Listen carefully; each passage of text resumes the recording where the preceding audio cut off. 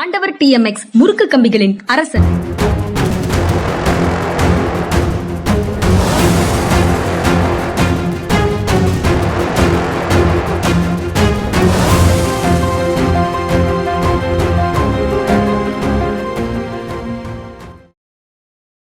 வணக்கம். இது மனிதா சார். வணக்கம் சார். வணக்கம்ங்க. வணக்கம். நேற்று தேர்தல் ஆணையம்ங்கிற புயல் பீகார்ல அடிச்சு ஓஞ்சிருச்சு சார். தேர்தல்ல வாக்கு எண்ணிக்கையில பாஜகவை மிக உயரத்துல தூக்கி விட்டுடுச்சு. எதிர்கட்சிகளை வெள்ளத்துல அடிச்சு கொண்டு போய் எங்கேயோ போட்டுடுச்சு.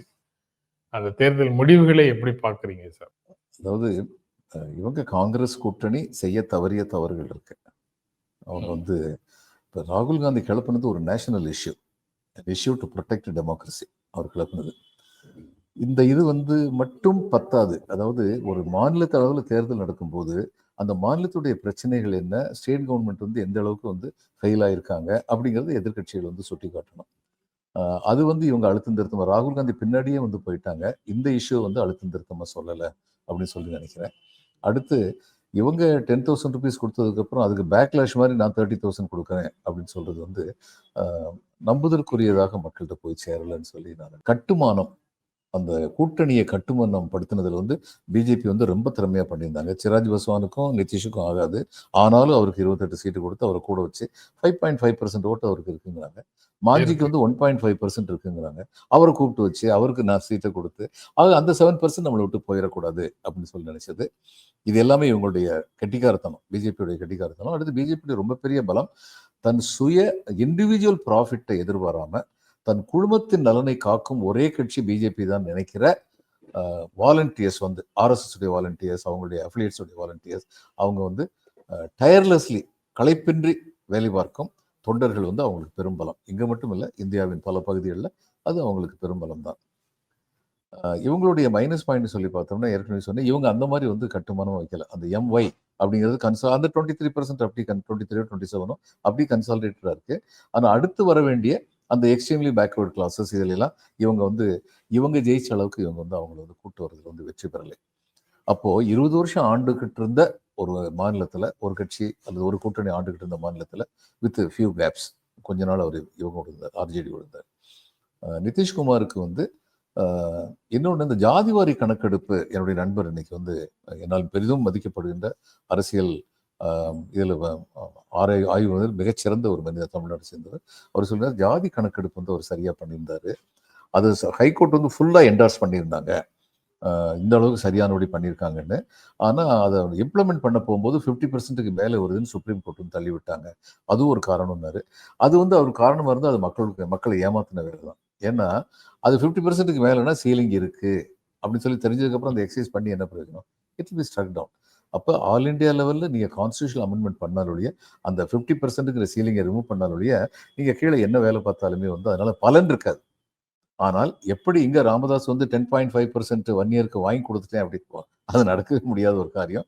ஆனா அப்படி ஒரு இமேஜை கிரியேட் பண்ணாரு. அது மாதிரி அவரு கிரியேட் பண்ணாரு. அதுவும் அவருடைய ஃபேவர்ல இருந்தது. இது எல்லாமே அவங்களுக்கு ஃபேவர்ல போச்சு, இவங்களுக்கு அன்ஃபேவரல் இருந்தது என்னன்னு சொல்லிட்டேன். ஆனால் இந்த ஃபேக்டர்ஸோட தேர்தல் நடந்திருந்தால், இத்தனை ஃபேக்டர்ஸோட தேர்தல் நடந்திருந்தா, ரெண்டுல ஒரு கூட்டணி 5 அல்லது 10, 122 விட 127 அல்லது 132 அப்படிங்கிற அளவு ஜெயிச்சிருப்பாங்க. ரெண்டுல ஏதோ ஒரு கூட்டணி. அப்படி இல்லாமல் பிஜேபி கூட்டணி இத்தகைய இமாலய வெற்றி பெறுவதற்கு உற்ற உறுதுணையாக நின்றது தேர்தல் ஆணையம் தான். தெலுங்கானால தெலுங்கானா இன் பிரின்சிபிள் கொள்கை முடிவெடுத்தாங்க கேஷ் டிஸ்பர்ஸ்மெண்ட்டுக்கு. அதுக்கப்புறம் தான் தேர்தல் அறிவிப்பு வந்தது.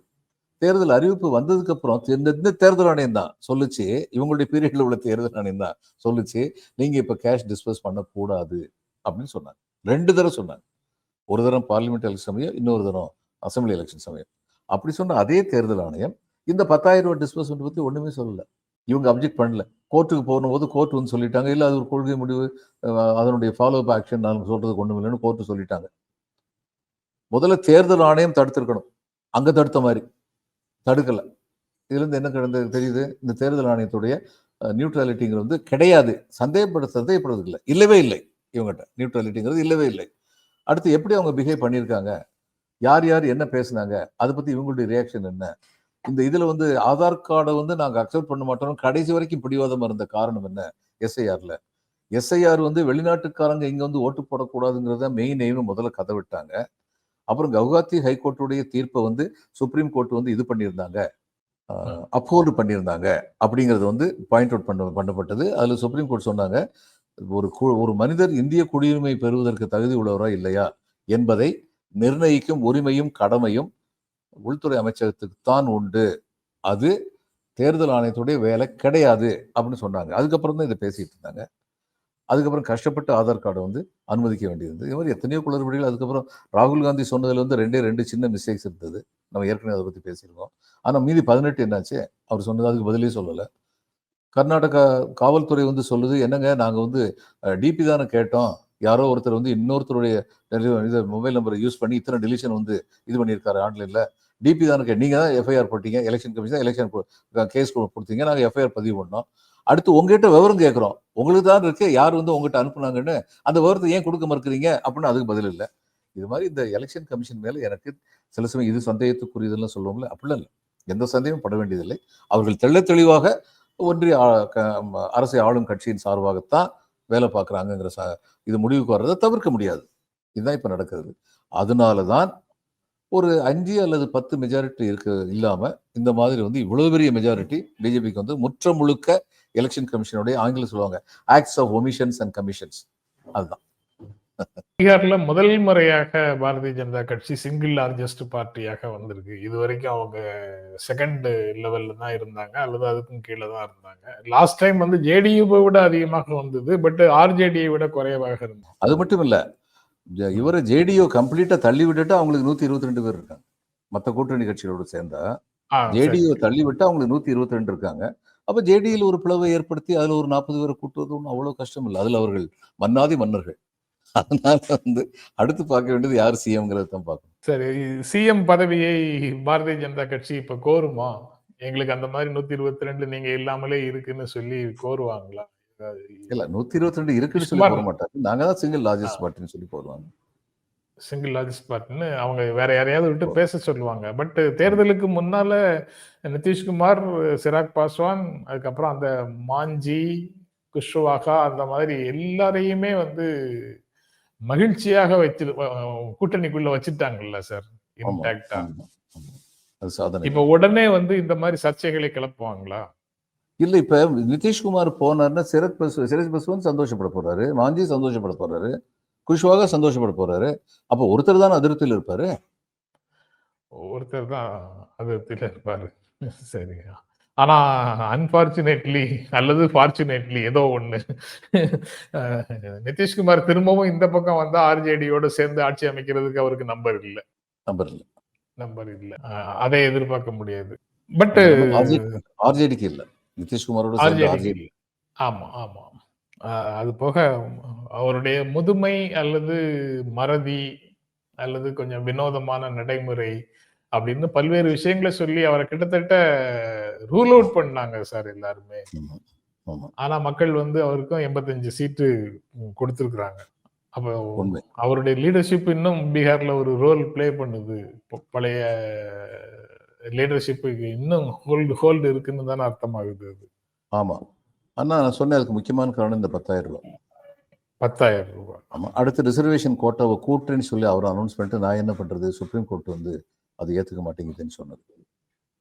அப்ப இவரோட செய்யணும்னு நினைக்கிறாரு அப்படின்னு சொல்லி அவங்க நினைச்சாங்க. அப்புறம் இன்னொரு ஏரியா ஓவைசி இன்னும் வலிமையாக இருக்கிறார். அவர் வந்து கர்நாடகால எல்லாம் ஓவைசி கண்டெஸ்ட் பண்ணி பிரிக்க முடியல. சைலண்டா இருந்து முஸ்லிம் பாப்புலேஷன் வந்து காங்கிரஸுக்கு வாக்களித்தது அப்படின்னு கர்நாடகா ரிசல்ட் வரும்போது பேசியது நினைவு இருக்கு. ஆனா இங்க வந்து ஆர்ஜேடிக்கு வாக்களிக்கல, ஓவைசிக்கு தான் வாக்களிச்சிருக்கிறாங்க அப்படிங்கிறது தான் தெரியுது. 5 இடங்கள் ஜெயிச்சிருக்கிறாரு. அதுல காங்கிரஸ் இருந்தவங்க அவங்களுக்கு ஒரு பிராட் கன்சென்சஸ் உருவாக்கி ஒரு கூட்டணி உருவாக்குற அந்த இது இன்னும் இல்லை. ராகுல் காந்திக்கு இருக்கிற நினைப்பும் காங்கிரஸ் கமிட்டி தலைவருக்கு இருக்கிற நினைப்பும் மிடில் லெவல் லீடர்ஸே கிடையாது. இதுல வந்து மத்திய பிரதேசில் வந்து கமல்நாத் என்ன கேட்டாங்க, சமாஜ்வாதி பார்ட்டி 20 சீட்டு கேட்டாங்க. 20 சீட்டு கேட்டதுல 10 சீட்டு கொடுத்தா 8 சீட்டு கொடுத்தா சரின்னு இருப்பாங்க. தேவோட அக்செப்டட். அவங்களுக்கு கொடுக்கவே மாட்டேன்னு ஏன் உறுதியா நின்னாரு? அதே மாதிரி இங்க வந்து ஒரு டெப்டி சிஎம் வந்து ஒரு மீனவர்கள் சமுதாயத்தை சேர்ந்த ஒருத்தரை சூஸ் பண்ணாங்கன்னா யாதவ் வந்து சூஸ் பண்ணாருன்னா உடனடியா எங்களுக்கு ஒரு டெப்டி சிஎம் வேணும். அந்த அது போக பக்கத்துல வந்து ஜேஎம்எம் கூட கூட்டணி அமைச்சரவையில இருக்கீங்க. ஆனா இங்க வந்து கூட்டணியில இடம் கொடுக்க மாட்டோம்னு சொன்னா என்ன சார் அர்த்தம்? காங்கிரஸுக்கா? காங்கிரஸும் ஆர்ஜேடியும் ஜார்க்கண்ட்ல ஜேஎம்எம்மோட கூட்டணியில தான் இருக்காங்க. ஆமா. ஆனா ஜேஎம்எம் இப்போ மகா கத்பந்தன்ல சேர்க்காம விட்டாங்க.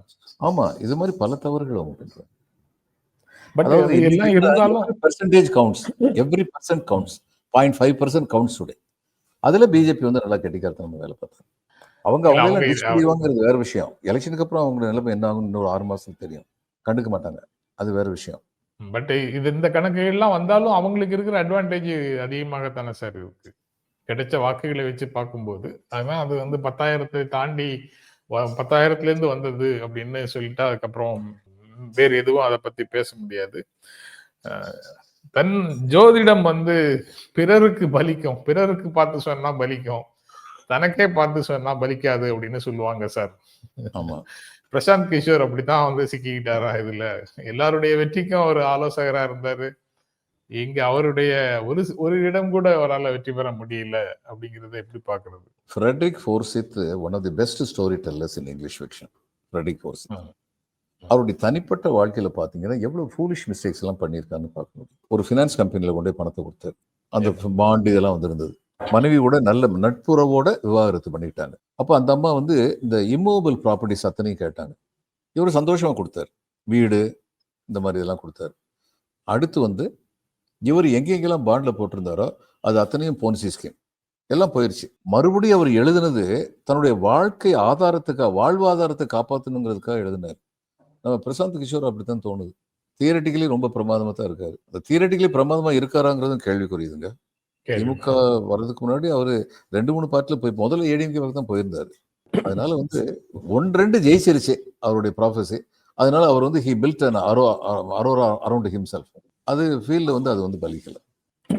ஓவராலா சமூக நீதி, மக்கள் நலன், அப்புறம் மதச்சார்பின்மை இந்த மாதிரியான கருத்துக்களை முன்வைத்து அரசியல் செய்பவர்களுக்கு மிகப்பெரிய அச்சுறுத்தல் அல்லது அந்த கருத்தியல்கள் மீதான மிகப்பெரிய தாக்குதல் அல்லது இவங்க எல்லாரும் இன்னும் பெரிய பெரிய சவால்களை எதிர்கொள்ள வேண்டிய ஒரு கட்டாயத்துல இருக்கிறாங்க அப்படிங்கிறத எப்படி சார் பாக்குறீங்க? சார் நான் ஏற்கனவே சொன்னேன், democracy is at a discount. நான் பல தடவை சொல்லியிருக்கேன். 1950களில் டெமோக்ரஸி வந்து எல்லாரும் வந்து பிரெத் ஆஃப் ஃப்ரெஷ் ஏர்னு சொல்லி நினைச்சாங்க. இந்தியா சுதந்திரம் அடைஞ்சோம்னா 1947, நம்ம அடைஞ்சோம்னா 48 வம்புதும்புக்கே போகாமல் ஸ்ரீலங்கா பிரிட்ஜ் விளையாண்டுக்கிட்டே சுதந்திரம் வாங்கிட்டாங்க.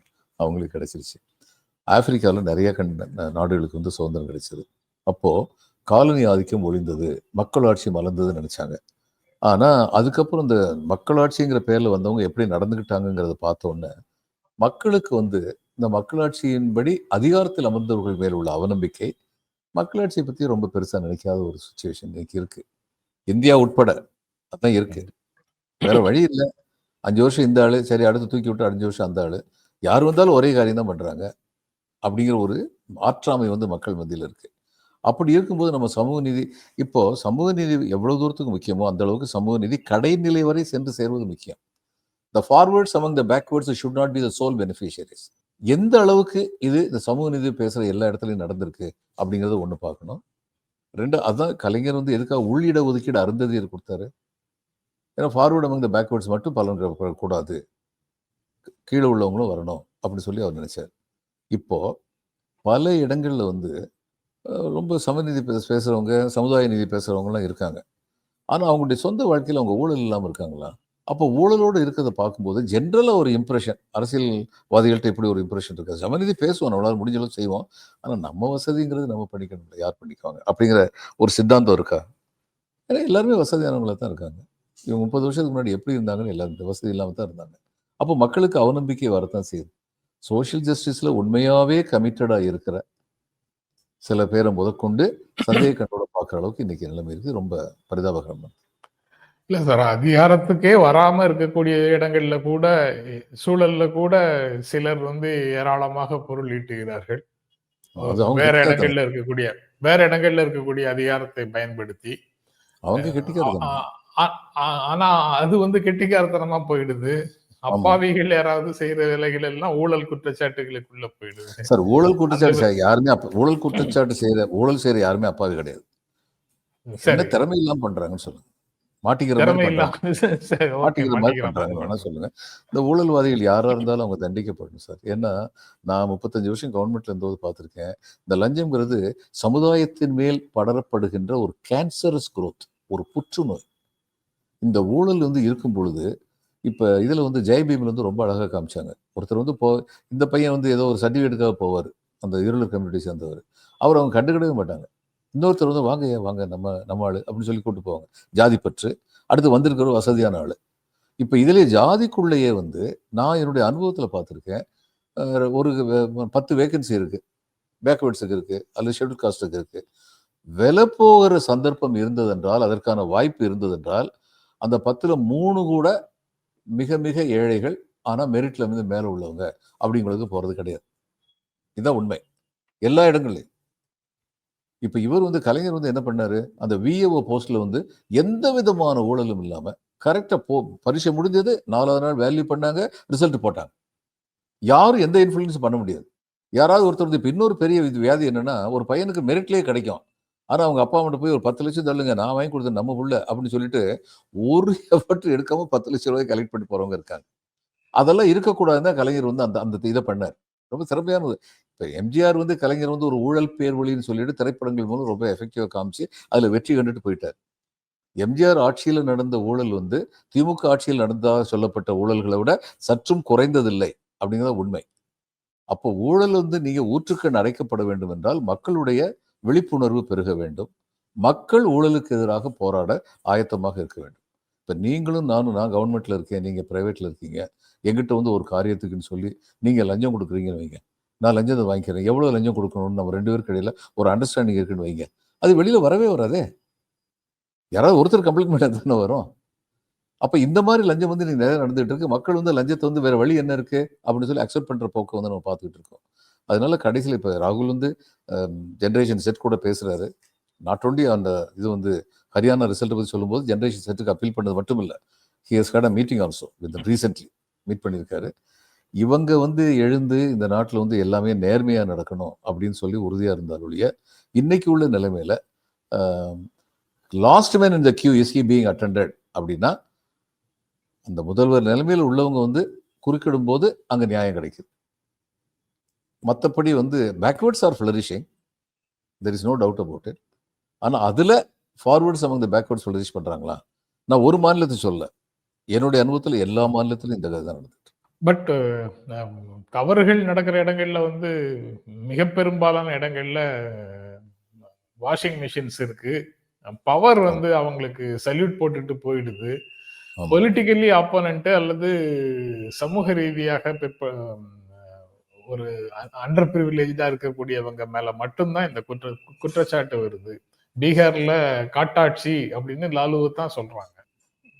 பட் அது எல்லாமே ஒரு கருத்து உருவாக்கக்கூடியவர்கள் மத்தியில இருக்கக்கூடிய கருத்து தானே சார் ஆளுமை பெற்றதாக இருக்குது மக்கள். ஆமா, மன்னார்குடி மஃபியாங்கிறது அது மாதிரி தான்.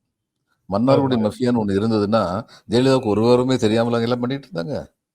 ஜெயலலிதா மட்டும் அப்படியே வெர்ச்சுவஸ் ஆஞ்சல்னு காமிச்சு மீதி பக்கத்துல இருந்து அவங்க கூட வந்து துணையா இருந்தவங்க, நல்லது கெட்டது எல்லாத்துக்கும் துணையா இருந்தவங்களை மட்டும் மன்னார்குடி மஃபியான்னு சொல்லி சொன்னாங்கல்ல, அது மாதிரி தான் இதுவும்.